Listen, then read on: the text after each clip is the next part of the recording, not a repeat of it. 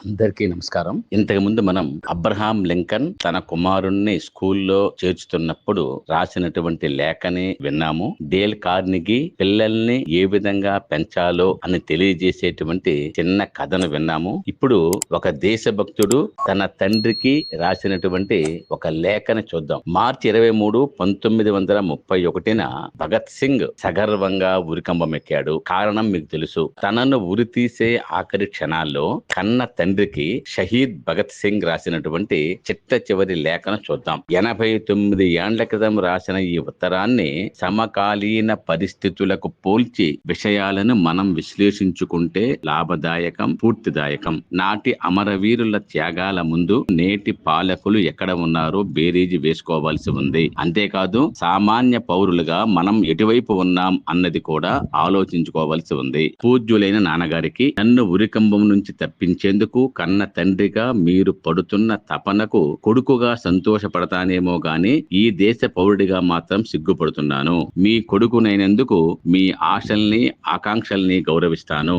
కానీ మీకన్నా ముందు ఈ మాతృభూమి రుణం తీర్చుకునే హక్కు నాకు లేదంటారా? నేను బ్రిటిషర్లపై చేసిన దాడిని నేరంగా భావించటం లేదు. అందుకే నేనెప్పుడూ మీ ముందు నిర్దోషినని నిరూపించుకునేందుకు కోర్టులో వాదించేందుకు కూడా అంగీకరించలేదు. నాన్నగారు, నా జీవితం మన దేశం కన్నా విలువైనదేమీ కాదు.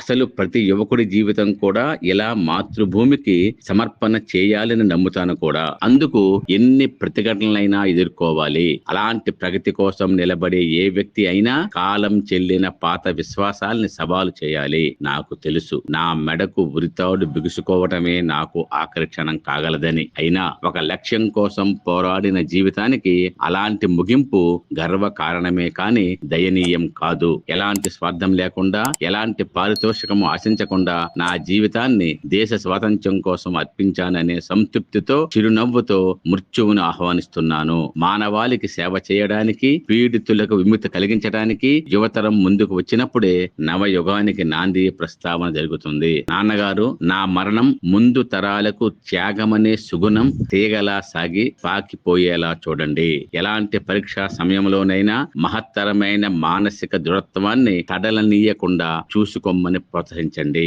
ఇక సెలవు. ఇట్లు మీ ప్రియ పుత్రుడు భగత్ సింగ్. భగత్ సింగ్ అమరుడయ్యాక 16 ఏండ్లకు దేశానికి స్వాతంత్ర్యం వచ్చింది. ఉరి తీస్తున్నప్పుడు భగత్ సింగ్ చెప్పిన ఒక మాట, నన్ను ఉరి తీయకండి, తుపాకీతో చంపండి అని అన్నాడు. ఆ మాట విని పోలీసు అధికారి ఎందుకు చెయ్యాలి అని అడిగాడు. అప్పుడు భగత్ సింగ్, మీరు ఉరి వేస్తే గాల్లో నేను నా ప్రాణం పోగొట్టుకుంటాను. అది నాకు ఇష్టం లేదు. నన్ను తుపాకీతో చంపేస్తే నా భరత భూమి పైన పడి కన్ను మూస్తా అని అన్నాడు. ఈనాటి యువతరాన్ని చూస్తే ఆనాటి భగత్ సింగ్ స్ఫూర్తిలో అనువంతైనా కనబడటం లేదు. ఇప్పుడు యువత కులం, మతం, ప్రాంతం, వ్యక్తుల పరంగా కొట్టుకు చాస్తున్నారు. మన చావు మన దేశ ప్రయోజనానికి ఉపయోగపడాలి. లేదా మీరు ఏ పని చేసినా మీ కర్తవ్య నిర్వహణలో సానుభూతిని కాదు, సహానుభూతిని, సింపతి కాదు, ఎంపతి చూపాలి. అటువంటి స్ఫూర్తిదాయకమైనటువంటి జీవితాలు మనందరికీ ఆదర్శనీయం, ఆచరణీయం. Thank you.